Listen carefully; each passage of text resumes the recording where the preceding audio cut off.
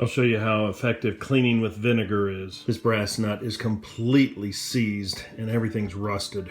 We'll pour some of this vinegar into a beaker, set the part in, and just let it soak. Immediately you can see all that bubbling and hissing. If you look at the sides, you can see all that action going on cleaning this up. We'll let this sit overnight. This has been sitting overnight and you can see it's not fizzing anymore. Pull it out and take a look. You can see a lot of that corrosion's off. We'll rinse it off with water. Rinse all that debris off. You can see that copper is a lot cleaner. We'll go ahead and put it back in some vinegar. You can see inside the vinegar there's all kinds of debris. First I'll place it in this vinegar and see if it bubbles. It's starting to bubble again. We'll dump this out and we'll see if fresh vinegar gets a better reaction. Pour in some fresh stuff and we'll set it in. It seems like it's bubbling as much as the old stuff. It's certainly a lot easier to see the reaction. I'll let this sit overnight. We'll rinse it off with water.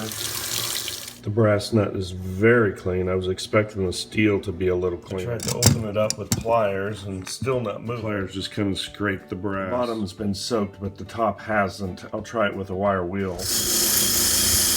The bottom's certainly cleaned off a lot easier than the top. Even with pliers, this is still not moving. I'll set it back into the vinegar. Some bubbles are starting to form, so we'll see how that works.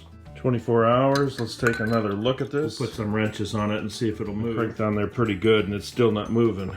Using vinegar like this has gotten me out of a lot of binds through the years. Whenever you can soak your part in vinegar, it'll save you a lot of time. When I place everything into a vise, this metal piece comes in. That nut is definitely stuck in there though. By pulling that ring off, I exposed a lot of rust. I'll toss it back into the vinegar. Immediately I can see a lot of action with that vinegar. You can just see that rust coming off of there, just flaking off and dropping. I'll let this sit overnight. Looks like a lot of junk's come off the bottom. When I scrape it with my fingernail, a lot comes off.